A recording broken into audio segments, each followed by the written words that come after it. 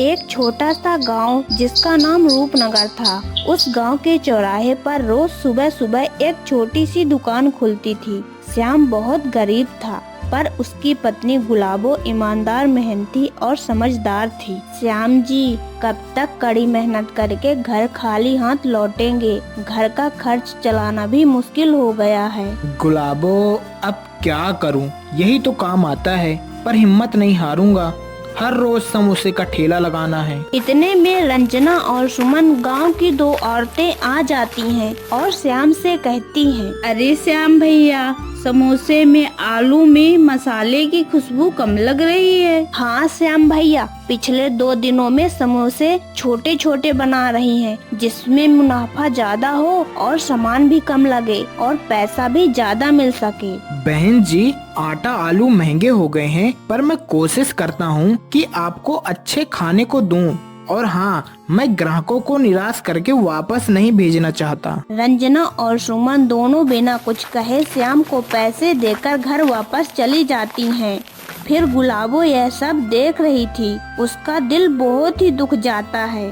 श्याम को घर लौटते समय श्याम थककर दरवाजे पर बैठा ही था कि पड़ोसन सुखिया आ जा। अरे गुलाबो, क्या हाल बना रखा है? तुम्हारे श्याम जी दिन भर कढ़ाई में समोसे बनाते हैं और तब भी तुम्हारे घर में पैसों की कमी ही रही आती है। तुम गुस्सा मत होना गुलाबो, मैं तुम्हारे भलाई के लिए ही बोल रही थी। सुखिया बहन, हम लोग मेहनत की कमाई में भले ही कमी हो, पर चैन की 2 रोटी खाते हैं और खुश रहते हैं। आपके जैसे नहीं कि दूसरों के घरों में बुराई करने चले जाएं। गुलाबो, तुम सब कैसे सह लेती हो? पर मेरे को एक भी अच्छा नहीं लगता जो तुम दूसरों की बातें सुन लेती हो और चुप रहती हो। श्याम जी, हम गरीब भले ही हैं, पर इज्जतदार हैं और मेहनत करने में कौन सी शर्म लगती है। एक दिन चौपाल पर साधु बाबा बैठे थे और गांव के लोग उनके पास आशीर्वाद लेने आए। श्याम समोसे लेकर वहीं बेचने लगता है। तभी साधु बाबा ने श्याम को इशारे से बुलाया। बेटा परेशान दिख रहा है, क्या बात है? साधु बाबा, मैं आपको सब कुछ बताता हूँ। आज से हर समोसे में एक ही दुआ डाल दूंगा, जिससे तुम्हारे समोसे बिक जाया करेंगे और ग्राहक की भीड़ लगी रहा करेगी। तुम्हारी मेहनत को सफल बनाए रखे। और हाँ श्याम, याद रखना, परिश्रम का फल देर से सही पर मिलता जरूर है। श्याम, भगवान तुम्हारे ऊपर आशीर्वाद बनाए रखे। साधु बाबा, आपका बहुत बहुत धन्यवाद जो आपने मेरी इतनी मदद कर दी। शायद आपकी कृपा से मेरा व्यापार अच्छा चलने लगे। साधु बाबा श्याम को आशीर्वाद देकर गांव की तरफ चले जाते हैं। फिर श्याम अपने घर की ओर चला जाता है और गुलाबो से बोलता है, गुलाबो, ओ मेरी गुलाबो, सुनती हो? 2 दिन बाद गांव में एक बहुत बड़ा मेला की झांकी लगने वाली है और अपने समोसे उस मेले में बहुत ही ज्यादा बिकेंगे। श्याम जी, आज थोड़ा ज्यादा समोसा बनाना, शायद हमारी किस्मत खुल जाए। श्याम ने बहुत हिम्मत की और दुकान से उधार लेकर आटा और आलू लाया और दुगनी मेहनत से तैयारियां पूरी कर ली। मेले में ठेला लगाया, तभी लोगों की भीड़ लग गई। अरे वाह, आज तो समोसे बड़े शानदार बने हैं। हाँ श्याम भैया, और मसाला भी एकदम बढ़िया लग रहा है। थोड़ी ही देर में कढ़ाई खाली हो जाती है। श्याम और गुलाबो की आंखों में चमक आ जाती है। जब श्याम घर लौट रहा था तो आज की कमाई उनके हाथों में थी। तभी पड़ोसन सुखिया यह सब देखकर बोलती है, अरे वाह वाह श्याम भैया, आज तो बहुत ही बढ़िया कमाई हुई होगी। लगता है आपकी किस्मत खुल गई। अरे किस्मत नहीं सुखिया बहन, मेहनत खुली है। और हाँ, मेहनत करके सब कुछ हासिल किया जा सकता है। दूसरों की मेहनत पर ताना ना मारो सुखिया बहन, वक्त सबका आता है। सुखिया चुप रह गई। कुछ दिनों में श्याम की दुकान खूब चलने लगी। तभी गुलाबो बोलती है, श्याम जी, आपके समोसे मुझे कुछ खास लगते हैं, तभी तो लोग पसंद करते हैं। और हाँ श्याम जी, मुझे लगता है वो फिर से साधु बाबा आने वाले हैं। हाँ गुलाबो, मुझे भी लगता है कि साधु बाबा एक बार फिर से आएंगे। एक दिन उसी गांव में फिर से साधु बाबा आ जाते हैं। आओ श्याम बेटा, अब मुस्कान साफ साफ दिख रही है तुम्हारी। साधु बाबा, आपकी बात याद रखिए और मेहनत भी बहुत ज्यादा किया हूँ। जिंदगी का असली स्वाद उसी के हाथ में है, जिस प्रकार कढ़ाई में मेहनत करके तेल गर्म रहता है। साधु बाबा ने श्याम के सिर पर हाथ रखा और आशीर्वाद दिया। तभी गुलाबो बोलती है, श्याम जी, आज हमारा घर खुश है और ये आपकी मेहनत और पसीने की वजह से है।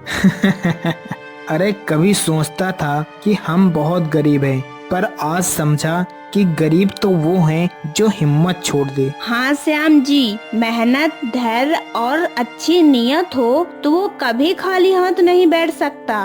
दूसरों के ताने हमारी किस्मत नहीं रोक सकती, लेकिन हमारी किस्मत जरूर बदल सकती है। मेले के बाद की दुकान पर भीड़ लगने लगी। एक दिन रंजना सुमन फिर से आती हैं। अरे श्याम भैया, समोसे में आलू में मसाले की खुशबू कम लग रही है। हाँ गुलाबो, श्याम सेंटर कैसा रहेगा? बहन जी, अभी तो दुकान पक्की नहीं हुई है, नाम बाद में भी रख लेंगे। अरे बहन, नाम तो अच्छा है लेकिन थोड़ी तरक्की तो होने दो। उधर पड़ोसन के घर पर आर्थिक दिक्कत चल रही थी। उसका पति बीमार पड़ गया था और काम पर नहीं जा पा रहा था।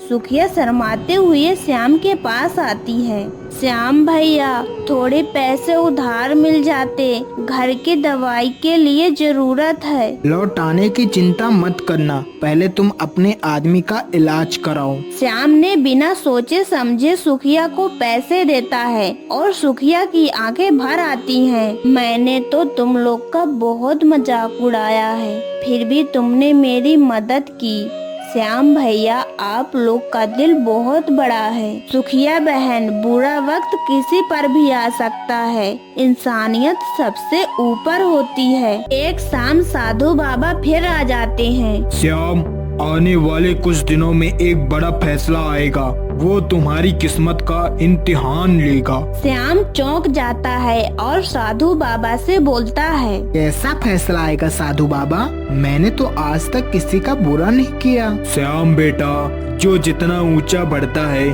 उसकी कसौटी भी उतनी कठिन होती है, पर बेटा तुम डरना मत, तुम्हारी नियत साफ है। श्याम भैया के यहाँ कल रात देर तक चूल्हा जला है, इसका मतलब थोड़ी है कि श्याम भैया ने ही चोरी की है। श्याम भैया, ओ श्याम भैया, सच सच बताओ, कहीं तुमने चोरी तो नहीं किया है? श्याम गुस्से से कांप उठा। क्या चोरी?